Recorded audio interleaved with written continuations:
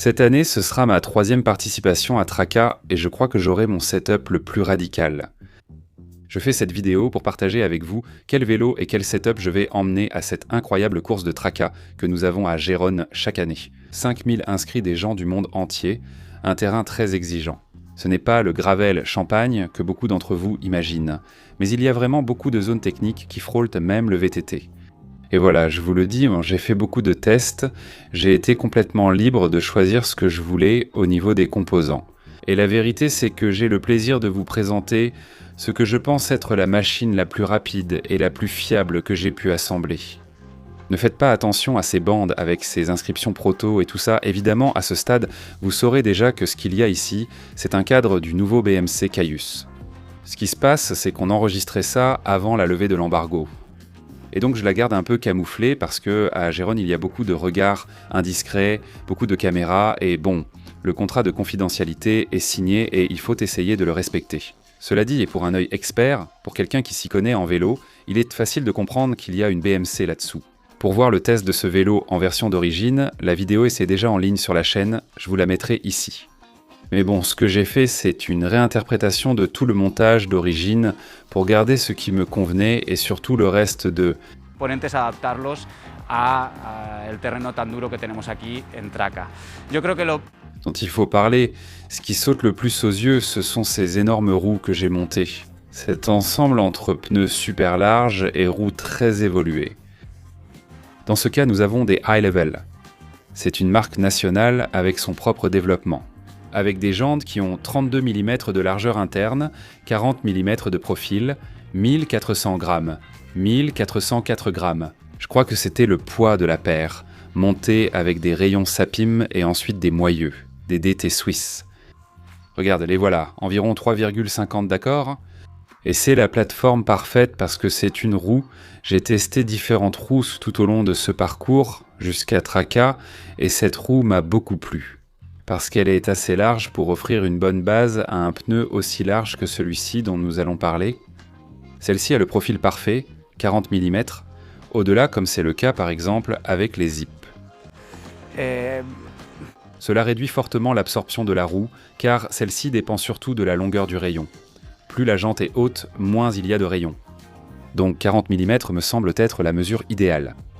Et donc, comme je vous le dis, c'est le support parfait pour monter un pneu de VTT, qui dans ce cas est le Michelin Jet Cross Country de carré.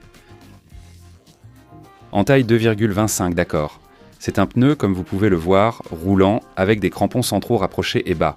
Mais surtout, il est très intéressant de noter que les crampons latéraux sont également bas. Et dans ce sens, quand il touche le sol, il ne freine pas. Bon, pourquoi un pneu de VTT et pourquoi aussi large ? D'abord parce que je peux. D'accord ?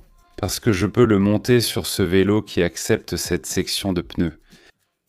J'ai aussi été complètement libre de choisir le vélo, j'en avais 4, que j'ai testés différents, et finalement j'ai gardé celui-ci de BMC Caius. Parce qu'elle est aérodynamique, confortable, malgré sa grande rigidité, la position est bonne, c'est un vélo très rapide, mais surtout, il a la capacité de monter ses pneus. Sinon, je ne pourrais pas vous parler de cette config. Il est évident qu'ici, derrière la fourche, il n'y a pas de problème. Vous pouvez voir que ça passe sans souci. Même par temps boueux, il n'y aurait pas de problème. Mais à l'arrière, regardez bien, parce qu'en réalité, si j'essaye, non, je ne peux même pas passer un doigt entre les haubans et la roue. Ou juste ici en bas, au niveau du boîtier de pédalier, je peux vous montrer. C'est vraiment, mais alors vraiment très serré. En fait, je vais même au-delà de ce que la marque recommande officiellement, c'est-à-dire 52 mm de passage de roue maximum. Ensuite, il y a 6 mm supplémentaires imposés par la norme ISO. Mais moi, je mets un pneu qui, quand j'ai mis le pied à coulisse dessus, m'a donné entre 60 et 61 mm de largeur réelle.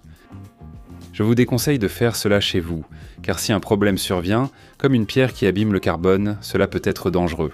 Ou quoi que ce soit, n'importe quelle marque va vous poser des problèmes avec la garantie. Mais bon, moi, étant donné mon travail de testeur de vélo, je pense que je peux me le permettre et que je peux pousser le matériel à l'extrême. Mais bon, cela dit, le vélo, le kit cadre, je l'ai choisi en fonction de ses besoins. Qu'est-ce que cela implique de rouler avec un pneu aussi large ? L'important, ce n'est pas qu'il soit large, parce que j'ai aussi fait des tests avec des pneus de la gamme Michelin, par exemple. J'ai testé d'autres marques, mais je me suis surtout concentré sur la gamme Michelin. Et j'ai fait des essais avec des pneus tout aussi larges, mais en version gravel, et ils ne donnent pas la sensation d'être aussi rapides que ceux de VTT. C'est quelque chose sur lequel les Américains travaillent déjà depuis 23 ans. Je pense que Dylan Johnson a été le pionnier dans ce domaine, en montant des pneus de VTT sur des vélos de gravel. Et je ne vais pas entrer dans les détails, car je ferai plus tard une vidéo spécifique où je parlerai absolument de tous les avantages et de tous les inconvénients qu'il y a à utiliser un pneu de VTT sur un vélo de gravel. Mais il semble que, simplement à cause du type de construction du pneu de VTT, le roulement soit beaucoup plus facile et qu'on soit beaucoup moins pénalisé que si on utilise un pneu de gravel exactement de la même largeur. D'accord ? Vous pouvez aussi penser que cette option est choisie parce qu'on descend beaucoup plus vite. Eh bien c'est possible, mais en réalité, ce qui se passe, c'est qu'on roule beaucoup plus vite. D'accord ? C'est l'un des grands avantages. Je roule à peine avec 20 psi de pression pour mes 72 kg de poids actuels. Si vous voulez, avec l'équipement et tout sur moi, on va dire 74 kg casque, chaussures et tout ce que je porte, eh bien je roule à peine avec 20 psi de pression. Et c'est une pression parfaite parce que sur l'asphalte, ça me permet d'être suffisamment rigide, mais ensuite en montagne, ça absorbe merveilleusement, surtout sur terrain accidenté. Vous voyez les petites ondulations, celles qui se forment sur les pistes avec les traces de tracteurs et tout ça ? Wahoo, ce vélo vole comparé au même vélo avec des pneus gravel de 45 mm second. Cependant, tout n'est pas rose et il y a quelques inconvénients au fait d'utiliser un pneu de VTT. Je ferai une vidéo plus tard sur tous les avantages et inconvénients, mais je veux évoquer un petit inconvénient qui a entraîné un autre changement sur le vélo. La roue arrière est bien plus difficile à accélérer. À un moment où tu t'es pratiquement arrêté et que tu dois redémarrer le vélo, ou quand tu montes et que tu as peu d'inertie, la roue arrière est beaucoup plus difficile à accélérer. Alors, ça m'a amené à faire un changement important qui est de passer d'un monoplateau de 48 ou 46 dents. L'année dernière, par exemple, j'avais un plateau de 48 dents à Traca, et à Rancho, j'ai aussi participé avec 48 dents. Cette année à Santa Be, avec 46, disons que 46 pour moi, c'est plutôt parfait. Maintenant, à cause de cette caractéristique qui demande plus de force pour accélérer la roue arrière. À certains moments, j'ai préféré monter un plateau un peu plus petit, un 44. Je ne suis pas non plus aussi en forme que l'année dernière et ça joue aussi un rôle. D'accord, mais entre un plateau, 2 dents de moins, 44 dents, et ces manivelles, de la marque espagnole CUO, de 165 mm, évidemment plus courtes que les 170 que j'ai utilisées jusqu'à présent. Eh bien, cela me permet d'accélérer le vélo beaucoup mieux. Bien sûr, les capteurs de puissance, les pédales avec capteur de puissance bilatéral, auxquels je fais confiance depuis longtemps, les Favero Asioma Pro MX, qui sont la version tout-terrain, que j'utilise aussi bien en VTT qu'en gravel, sont une merveille. Ils sont précis et m'indiquent le rythme à suivre à chaque instant. Ils sont montés sur le vélo, évidemment. À l'arrière, j'ai installé une cassette SRAM, la XXSL, en cherchant à ce qu'elle soit la plus légère possible tout en restant fiable. Je pensais peut-être installer un Garbarouk, en fait j'ai le Garbarouk, mais pour garder au maximum la compatibilité. Pour n'avoir absolument aucun problème, je n'ai pas de raison d'en avoir, j'ai le Garbarouk sur l'Alaouz par exemple, sans problème. Mais bon, j'ai gardé le XXSL, par contre ici j'avais un GX disponible au lieu d'un XSL, la différence de poids était d'environ 50 grammes. Le fonctionnement était le même, il est robuste, il est solide, il résiste bien au choc et à tout, donc je l'ai laissé. Et pour le reste du vélo, évidemment la tige de selle est la même que celle qui vient d'origine. Cette selle physique n'est pas la plus légère que l'on puisse trouver sur le marché, mais elle est suffisamment confortable pour l'emmener sur une course de gravel, ce que j'apprécie beaucoup. Le cockpit est celui de BMC, celui qui est monté d'origine sur le vélo, et c'est génial parce que c'est le même que celui des vélos aéro. Sur la Time Machine, sur la Machine Air. Et il a tout ce passage de câbles pour qu'il soit complètement caché. Mais ce sont des gaines externes qui, une fois bien installées, restent bien rangées, parfaitement.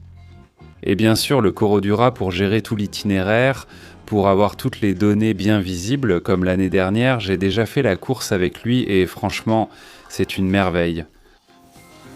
Capacité pour 2 grands bidons de Crown, dans lesquels je vais tout transporter. La boisson isotonique ici, l'hyperconnexion, la 90 avec 120 grammes de glucides ici devant. Et c'est un peu toute la configuration que j'utilise, quelque chose de très radical, très différent de tout ce que j'ai essayé jusqu'à présent. J'ai débuté en gravel avec des pneus de 38 mm presque lisses sur une wheelier. Je me souviens de ma première rancho il y a des années. Depuis, tout a évolué. 40-42 mm. 45, j'étais souvent là, en 45.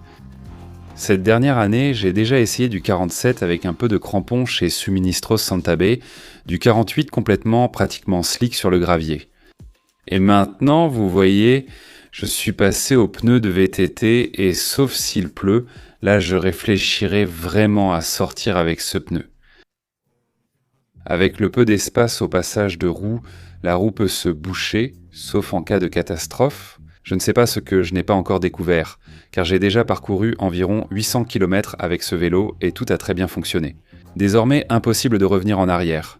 Je ferai une vidéo pour expliquer avantages, inconvénients et mon expérience à Traka avec ce setup, mais pour moi, pas de retour en arrière. En termes de performance, de confort, de vitesse, en absolument tout, avec des pneus de VTT sur un gravel, j'insiste, aucune marque ne m'oblige à dire ça, je suis complètement libre de choisir les composants que je veux. Je pourrais à l'atelier mettre des pneus de gravel plus étroits. J'ai vraiment essayé plusieurs options, c'est celle-ci qui m'a le plus convenu. Pour l'instant, il ne reste plus qu'à mettre le dossard et faire le test définitif en course. Donc voilà, si vous êtes à Gérone, on se voit ici, venez dire bonjour. Si on se croise sur la route, ça va être des jours incroyables. Et sinon, restez attentifs à la chaîne. Appuyez sur le bouton pour vous abonner. Je reviens bientôt avec toutes les conclusions. Et avec tout ça, toute l'histoire de tout ce qui se passe à Traka, j'espère que ce sera juste amusant. Ça vous a plu ? N'oubliez pas de liker et de vous abonner. Merci et à bientôt. Salut.